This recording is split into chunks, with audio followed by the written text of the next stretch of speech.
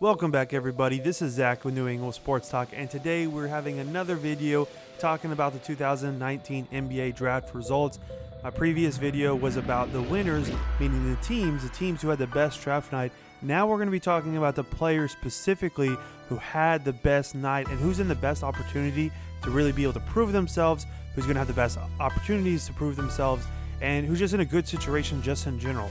Before we get started, guys, remember to hit that like button, subscribe if you're not subscribed, and leave a comment at the end of the video what you thought about my list, if there's anybody else that you wanted to mention, that kind of thing. There's obviously going to be some honorable mentions as well, but this is going to be my list of my opinion who the three players who are in the best position to really prove their career and move forward. Now, I will say before we get started, I'm going to try not to mention a lot of the players that I mentioned in the previous video. I want to kind of give you guys a little bit more of a variety here. So Kobe White, obviously he's in a great situation. DeAndre Hunter, Cam Reddish, John Morant, Brandon Clark, Daniel Gafford as well. Like, all those players are in very, very, very good positions to advance their careers, and several of those players would be on this list, but because I've already put them in a video, I don't want to use any of those players that I've already used. If you didn't check out that video, guys, that will be in the description as well. Go check it out. I'd really appreciate it, and I think you're going to like what you see. Now, before we get started, I do want to go ahead and again mention our new subscribers of the week. We've got more than just this one person, but again, as usual, guys, there is some kind of setting in your YouTube account that if it's not public on who is subscribed, like in your personal settings, I can't see it. So I'm only able to see like certain subscribers because they have their settings set up correctly. So just a heads up, guys. So this week's new subscriber is Bo Abbott. I appreciate Bo for the subscription. Hope you enjoy the community and you stay here for a long time and you get engaged in the comments as usual, guys. But yeah, big shout out to everybody who did subscribe this week. I really appreciate it. Now let's get started, guys. Let's go over this and let's talk about the first person on my list. The first one, I'm going to go with RJ Barrett. Now, I know that he's a top 3 pick. That's pretty obvious, but the fit that he has with the Knicks is like a glove, guys. It's fantastic. He's going to have all the opportunities that he wants to be able to prove himself, and we're going to kind of go over this. Man, the garden is his, so to speak. Like, this is his spot. This is exactly what they needed. To kind of go over some of the numbers for the Knicks last year, they had the third worst in points per game. They shot the 9th fewest in 3-point attempts, so they were like the back third of the league. They had the third worst 3-point percentage, though, and then also, obviously, they had the worst record. A lot of that goes in with just scoring buckets, right? They were the third worst in scoring points last year, and it shows, obviously, in the 3-point. Now, RJ Barrett isn't a fantastic 3-point shooter, but he does get shots up, and he's confident with his shots. I'm assuming that will go ahead and kind of improve when he gets into the next league and with his team once he gets comfortable in the league, that kind of thing. I'm sure that'll come up, especially when he's in the gym all the time, that kind of thing. But the dude is consistent. Like I said in my previous video of RJ, he's never had a game in the NCAA where he didn't shoot at least 12 shots. And he never had a game that he didn't score at least 13 points. That's not bad. Now, forget the fact that he can't shoot the 3 like on an elite level yet. The fact that he's confident with his shots and he wants to get shots up and he doesn't shy away from the moment, that's exactly what somebody needs to be. If you're going to be on the Knicks, this is exactly what they need and that city needs. Now, let's talk about a few things here real fast. If you didn't see the intro video that the Yahoo Sports had posted, basically the New York Knicks took him to Madison Square Garden, gave him this intro video. You can see it. I'll put it in the link in the description. I don't want to play it because of copyright issues and stuff like that, but it'll be in the link. Go check it out. It's really good. You're probably going to get some goosebumps. It's all right. Nothing, no shame there. Nothing wrong with that at all. But it's fantastic. I really like it. I like the support that he's getting from this team and from the city as well with this pick. He fits like a glove. He's going to be fantastic.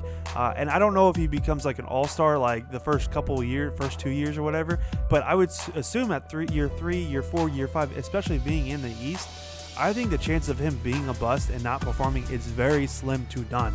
I think he's that confident with his shot. He's that good. And I feel like he's going to really stride in the NBA as well. Now, the thing with the Knicks, though, is the question really about can they get a star? Because there's so many names coming around with the Knicks. Like, they wanted to get Zion, but they got RJ. Like, because your plans didn't land doesn't mean you can't get good talent around them. I don't know if they actually get a star this year in the free agency. If I had to take a wild guess, I would probably say no, and I apologize for all the Knicks fans out there. I'd probably say no because Kevin Durant and Klay Thompson are viable names, viable options. However, they're both injured. Like, I've never heard Kemba Walker be in the name. I don't know if you went to Marcus Cousins. If you went to Marcus Cousins, great. That's awesome. He could go there. That's fine. I think he's gonna be good. Despite the fact that he has injury issues and stuff, I think he's gonna be okay. But all these other players, Kyrie Irving, a little bit, they've had him in their names and stuff like that, and his name in the city and stuff. But it sounds like he's going to Brooklyn or maybe going to Brooklyn. So I don't know. I don't know if they get anybody to the Knicks, but that's okay. Like, I feel like if they surround him with good vet talent, they could kind of grow. Because the thing is, this is my opinion, I don't think you want a Kevin Durant there if you've got an RJ Barrett who plays the same city. Now, obviously, if you get a Kevin Durant, go get a Kevin Durant. I'm not saying that whatsoever. But I'm saying for the growth of RJ Barrett, if you have a player that's a star player who's going to take all the shots every night, and you're going to take that role from RJ Barrett, the role that he's supposed to grow into, it's going to probably hinder him. But instead, if you take RJ Barrett, give him the reins, put good vets around him, say, shoot your shot. If it goes in, it goes in. If it doesn't, we'll get it the next time, right? If you build that confidence in him, he's going to become 10 times better over the course of his career if you don't get a star. So I don't think if you don't get a star, I don't think that's a bust. I don't think that's a problem with the Knicks. I think if you're going to rebuild, you rebuild around RJ Barrett. This is a huge draft pick for them. It fits like a glove. Go get good vet players who can really help give him some confidence and really get him to the next level as quick as they can.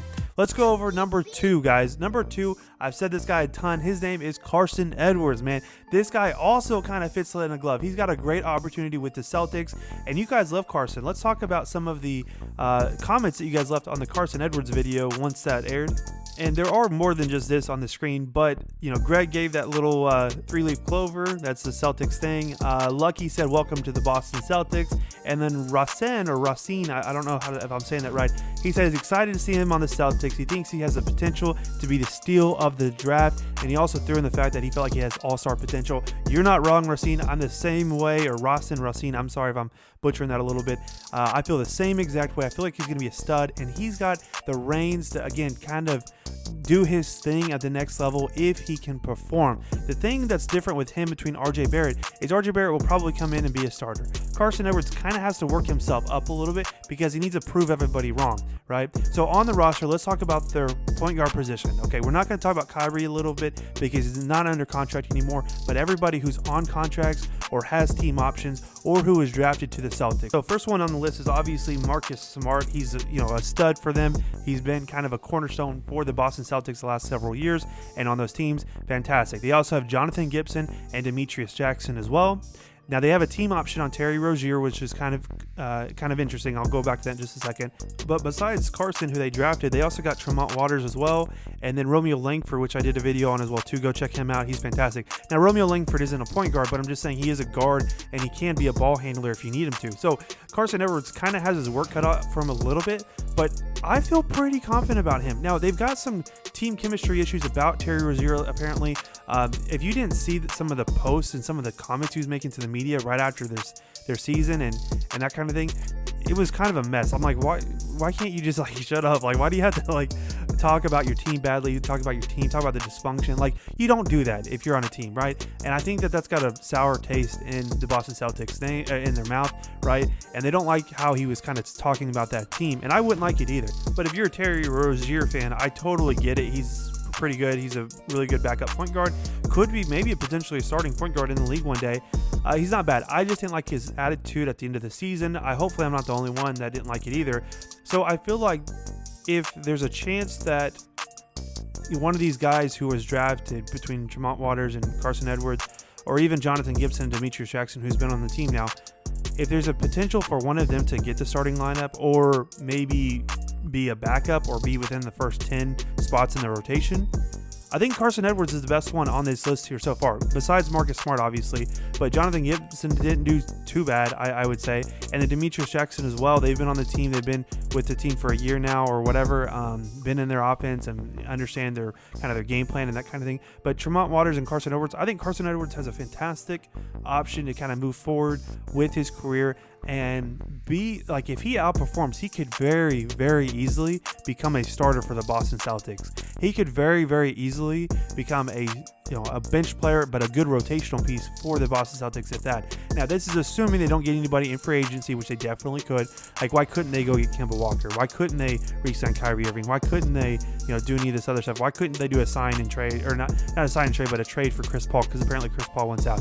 Again, I think that's just noise, but I'm just saying, like, the Celtics, they can make moves, and they're not shy about making moves at all. But with the current roster construction, obviously it's not finished yet. I really like Carson Edwards' potential to move forward in this team and his role on the team. Now let's go to my third and final pick for this video here, and we're going to kind of go with a combo, like a duo pick in this one. I'm kind of cheating a little bit on this one, guys, because I couldn't decide, but these guys are fantastic players for the Warriors, Eric Pascal and Jordan Poole. Now, I know that not a lot of people like the Warriors because of this dynasty that they got going and all this other stuff, but they didn't draft bad. They got some pretty good players. They got Jordan Poole, obviously, and then Eric Pascal. I've reviewed Eric Pascal. I never got to Jordan Poole. If you guys want me to review Jordan Poole, I can do that, but he's a shooter. Eric Pascal is a bruiser. Some of the comments, again, that you guys put up here is MDR said Joe Johnson 2.0. We also had Draymond and Pascal in the front court equals Bruise Bros. I like that a lot. In the back court is Splash Bros, obviously. I really like that, Bruise Bros. That sounds good. I don't know if you made that up on yourself or what the case was, but it's fantastic. I like it a lot. And then Mystic Mech said, Millsap comparison is spot on. If anything, he's like him. He will do just fine. And then we also had another one. I think he'll be playing the 3 in the NBA. He'll fit in well with the Warriors if Durant leaves. Even if he doesn't leave, I think they still fit in really well, though, of course. And then you said he'll get all the time and resources to develop a full-time starter. And then obviously the last comment as well I wanted to mention on the screen here is he's very quick for a 260-pound and aggressive. And then he goes on to say that the Warriors need some more talent and they can just come in and kind of kill for their team. And I totally agree with you guys. Definitely, I like both of these guys, their situation and everything, but I really like Eric Pascal's as well. So let's talk about it a little bit. So with the injuries with KD and Klay Thompson, there's going to be a lot of minutes opened up, and they're probably going to take this year. They're probably not going to win the ring next year, I would just assume, unless something crazy goes down and KD's ready to come back, or they can still win it with Klay, but they'd still be in the mix. I would assume that they'd still be in the mix with Draymond and Steph. I wouldn't say that they'd be out of the mix by any means. It's still a good team with whoever you can put around them. But the fact is that you've got injury issues with KD and Klay. There's been rumors of Iguodala and Sean Livingston are going to retire. I would venture to say that they probably won't. That's just my opinion. There's going to be plenty of opportunities for them to impress next year. They've got similar players as well that are going to be similar mentors. Like Jordan Poole can really develop under Klay Thompson and Steph Curry and become that elite shooter that he was in Michigan as well. Eric Pascal, right there with you, right there on the Bruise Bros comment as well. I really like him and the Draymond Green kind of comparison there, or even Jordan Bell as well too. I'm not a huge Jordan Bell fan. That's just my personal opinion, but he's not bad, right?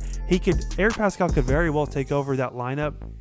Can get into that lineup and really play well next to Draymond, or even when Draymond's sitting, they might even opt to put in Pascal over Jordan Bell. It just kind of depends on development, right, guys? But that's my video. Those are my top 3 winners, specifically talking about the players this time for the 2019 NBA draft. As usual, guys, leave a comment, subscribe if you're not subscribed, and hit the like button if you like this video, and we will see you in the next one.